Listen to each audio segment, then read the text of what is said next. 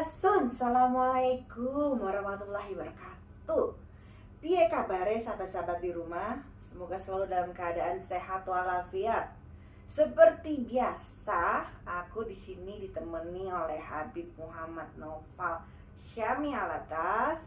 Dan sebelum kita lanjutin, kita sapa dulu nih Habib, hari ini gimana kabarnya?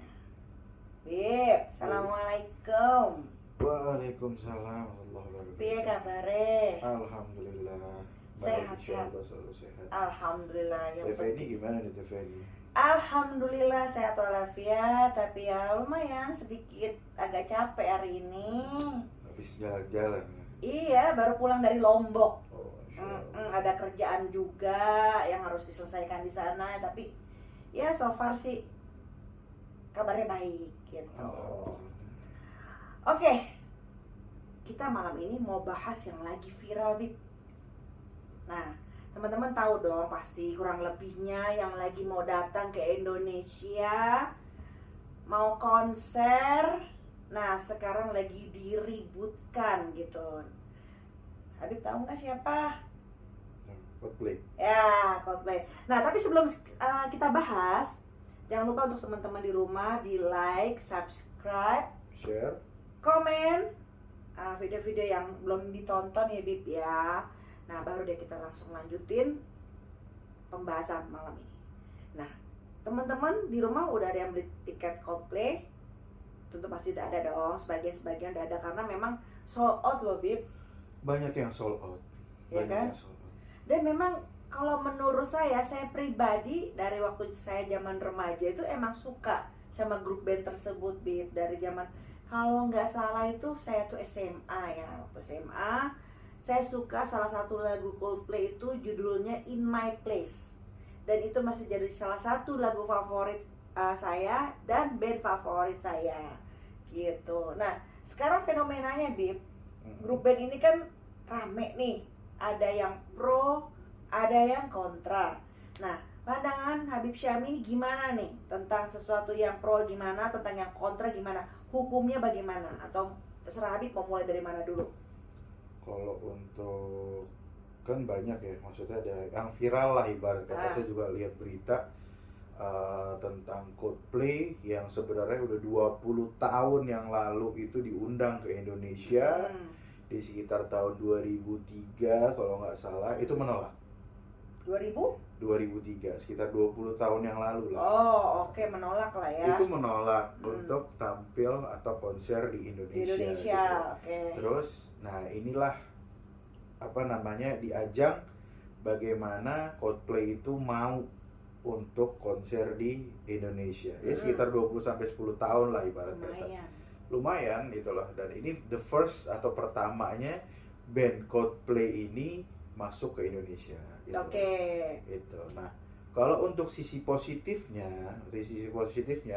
untuk satu band besar yang terkenal gitu loh, Coldplay, terus masuk ke Indonesia, baru pertama kali masuk ke Indonesia, ini kan menaikkan semua apa ibarat kata visa lah atau apa pendapatan negara di Indonesia. Iya.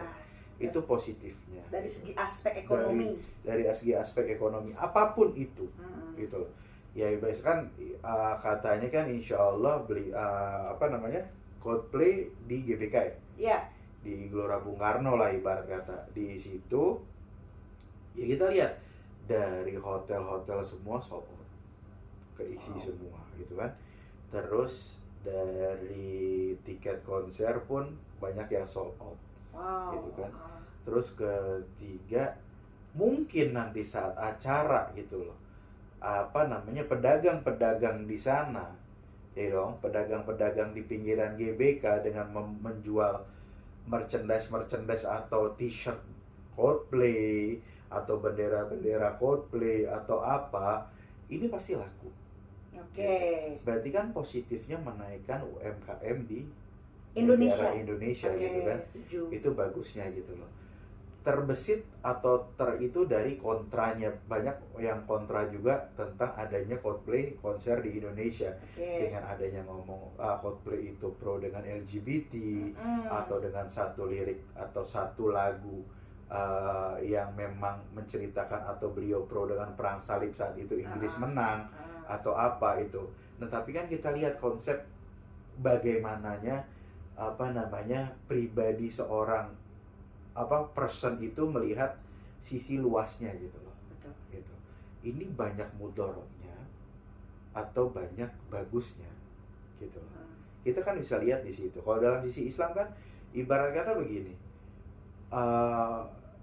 dia datang ke Indonesia just konser, gitu dong, bukan untuk menghipnotis manusia. Ibarat kata ya, ini kan pandangan luas gitu loh.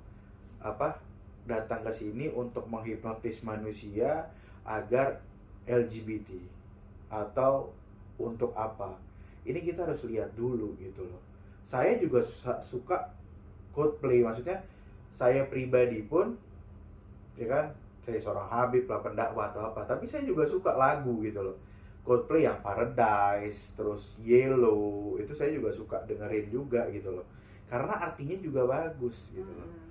Yang dilihat kan artinya dan maknanya tersebut. Nah, orang punya akidah atau punya satu titik keagamaan dalam hatinya, sebenarnya nggak usah terpaku dengan apa yang datang ke Indonesia ini dan apakah orang itu bakal terpengaruh dengan ajaran jeleknya gitu loh. Sama aja kan seperti ini.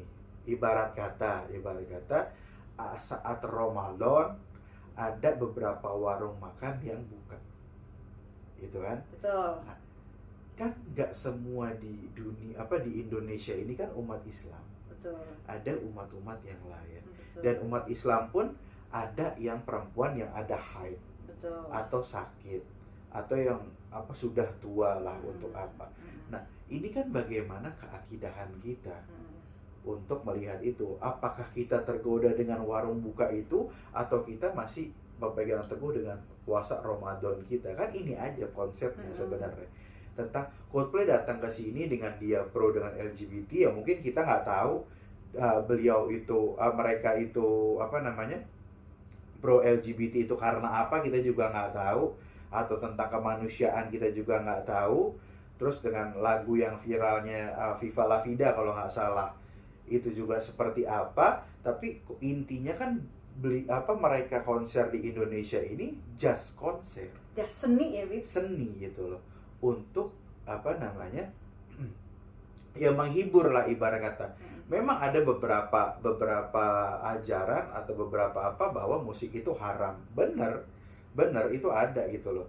Cuman kan kita lihat di sini, apa yang musik haram itu karena apa? Karena apa? Kayak bilang begini, kalau misalkan Coldplay ke sini, dosa ini kan dipegang masing-masing. Bener dong? Dosa itu dipegang masing-masing. Kalau misalkan orang Islam ini untuk nonton Coldplay dia sampai nyolong duit, itu berdosa. Betul. Gitu, ya kan? Kalau memang nggak sanggup untuk nonton, ya nggak usah memaksakan diri untuk nonton gitu loh. Itu jadinya mudorot. Nah, di situ yang dilihat jeleknya gitu loh. Betul. Cuman kalau memang sanggup dan dapat tiketnya, ya silakan aja nonton. Hanya sekedar menikmati lagunya, seninya, loh itu kan fine aja gitu. Begitu gitu. Jadi terus jangan ngikut, kan kalian punya satu akidah. Betul, gitu loh. Setuju. Nah, kita lihat nih konser Coldplay ini dari jam berapa sampai jam berapa gitu loh. Kalau memang waktunya saat waktu ibadah, tinggalin nggak apa-apa. Pasti kan di GBK ada musola dong. Ada. Atau ada surau, ada masjid atau apa. Ada. Tinggal sebentar untuk sholat 5 menit atau 10 menit, balik lagi is okay gitu. Atau yang dari luar daerah jauh mau nonton Coldplay, misalkan dia dari Jogja mau ke Jakarta, jatuhnya sudah musafir. Nah, bisa namanya di jama. Ya kan, ada jama takhir, ada jama qosor. Gitu. Itu kan bisa di situ. Jadi ibarat kata begini loh. Media dakwah untuk Coldplay datang ke sini. Saya ada satu statement lihat di media sosial bahwa Coldplay ke sini adalah salah satu jalan dakwah terbesar. Bener, memang jalan dakwah terbesar. Maksudnya apa? Bagaimana keimanan kita saat Coldplay datang ke situ, lo ngikutin ajaran. Kan Coldplay ini kan nggak apa namanya, nggak kayak penjajah dulu untuk Iya. apa, gospel, glory, gold, zaman penjajahan Portugis dulu kan. Glory kan menyebarkan keagamaan mereka. Coldplay kan nggak, bukan penjajah di sini, hanya pemusik yang memang diundang ke sini untuk menghibur warga Betul, Indonesia betul, betul. gitu. Jasanya dia menunjukkan karyanya, Iya. gitu. Dan dia tidak bawa misi apapun, hanya membawa karyanya, lagu-lagunya, just itu aja. Dan kita bisa benar kata Habib, kita timbang nih mana mudaratnya gimana gitu loh. Dan kalau kita lihat kayak contohnya, oh bisa menambah perekonomian Indonesia, terutama UMKM kan, benar kata Habib. Jadi pedagang-pedagang di situ gitu kan, kesempatan lah untuk mencari rezeki. Loh, zaman sekarang kalau ada peluang kayak gitu ya kita kan support dong gitu. Nah, terus yang kedua juga ya acara itu kita bisa menunjukkan nih identitas kita bahwa ya Islam itu indah gitu, bukan Islam bukan sesuatu yang menyeramkan gitu kan. Benar juga kata Habib itu. Jadi lebih bijaksana ya Bib ya, lebih bijaksana penempatan gitu ya, penempatan kapan kita harus mengatakan tidak, kapan kita harus mengatakan iya ya Bib ya. Iya.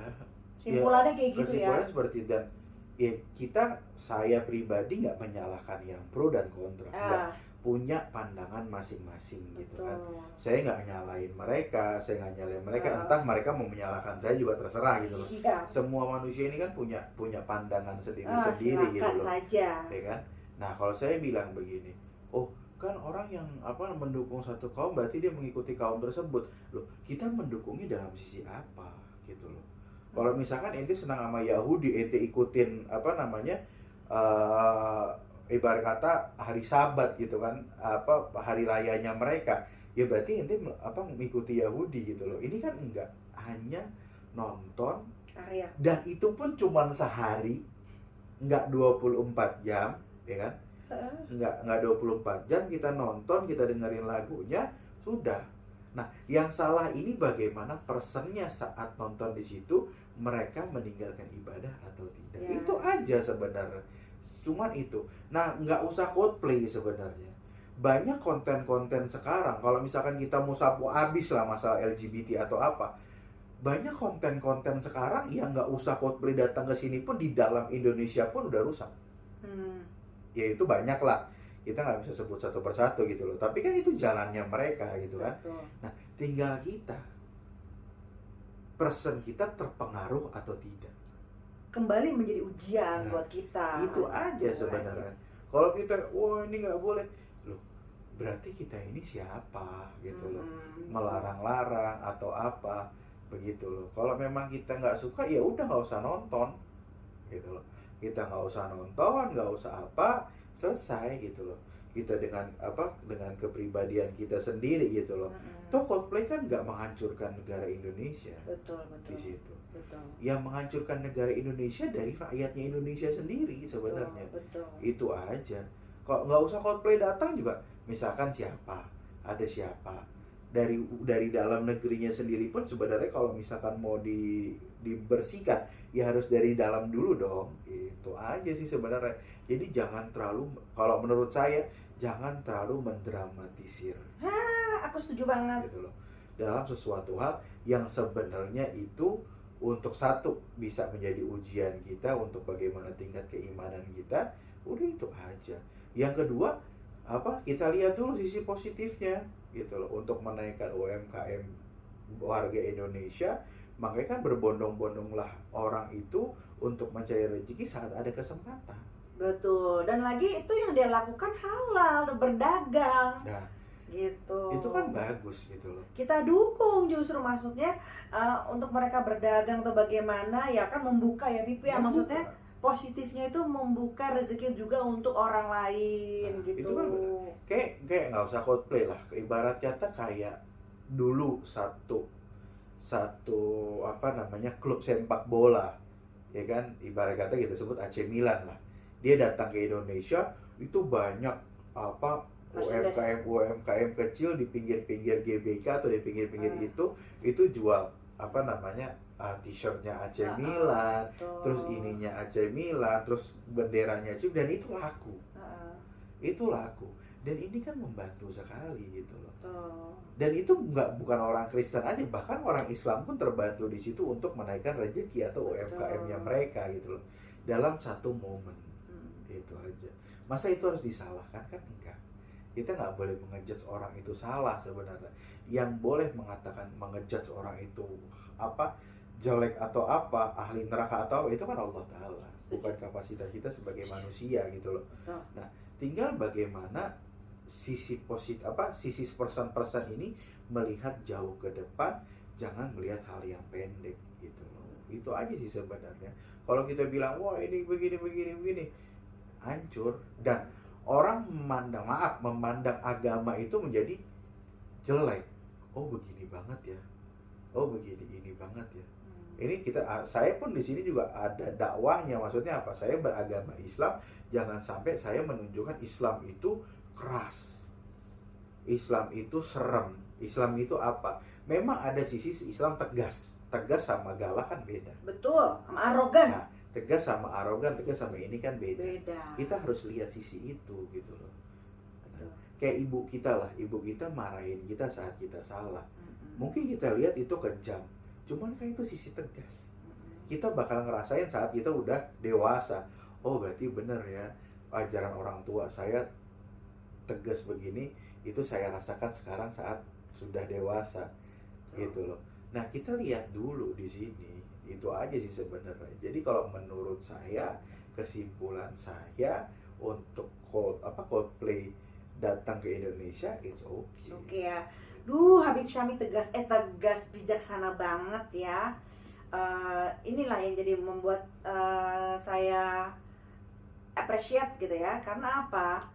Berusaha memandang sesuatu tuh dari sudut yang berbeda, dalam arti kata bisa melihatkan kebijaksanaannya dalam sudut Islam gitu kan. Jadi damai, Islam tuh terasa damai kayak gitu. Jangan segala sesuatunya itu ya ribut, segala sesuatunya tuh ya baku hantam gitu kan.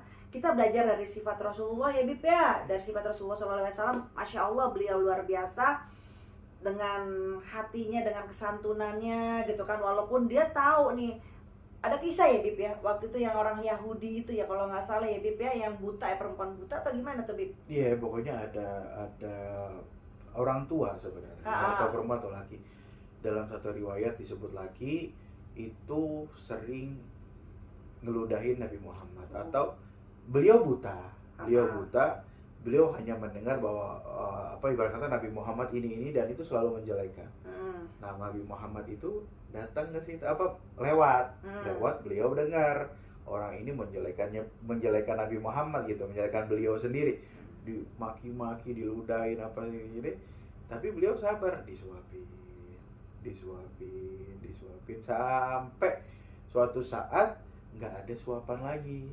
Udah nggak ada tuh ya suapannya ya. Nggak ada. Terus ada orang datang pas nyuapin, dia tahu ini beda, bukan biasa yang nyuapin saya. Ditanya sama dia, ini siapa? Ini bukan orang yang biasa. Nah orang yang nyuapin itu ngomong, saya Sayyidina Abu Bakar As-Siddiq gitu loh. Dia bilang, loh kemana orang yang biasa yang biasa nyuapin saya di situ, yang selalu mendengar saya ini menjelek-jelekan Muhammad, dia bilang gitu kan. Barulah Sayyidina Abu Bakar As-Siddiq ngomong, yang menyuapkan Anda itu adalah orang yang kau jelekan, yaitu Nabi Muhammad SAW. Masya Allah. Nah, itu orang buta itu nangis, bertobat, langsung syahadat.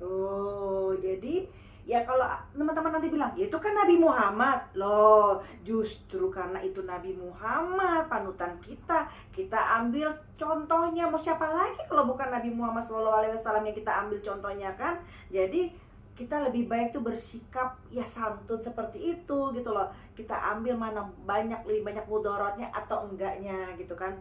Toh datang juga ke sini kan hanya untuk sebuah karya seni, dan ternyata benar kata Habib, lebih banyak membuka perekonomian untuk para UMKM gitu kan. Jadi ya berarti kan Bib, kita harus memberikan appreciate ya, maksudnya karena ya tadi udah memajukan UMKM. Jadi ya so far pesan kita berdua apa nih Bib? ya kalau pesan saya jangan jangan mendramatisir sesuatu hal yang harus sampai wah, bahkan ada yang bilang mau sampai nutup bandara lah atau apa. Itu jangan sampai seperti itu. Perlihatkanlah satu sisi bahwa kita itu menjadi warga negara yang pertama baik, kedua menunjukkan agama kita agama yang baik gitu loh, yang indah gitu loh, saling ibarat kata toleransi yang memang ada dengan itunya gitu loh, dengan syariat-syariatnya.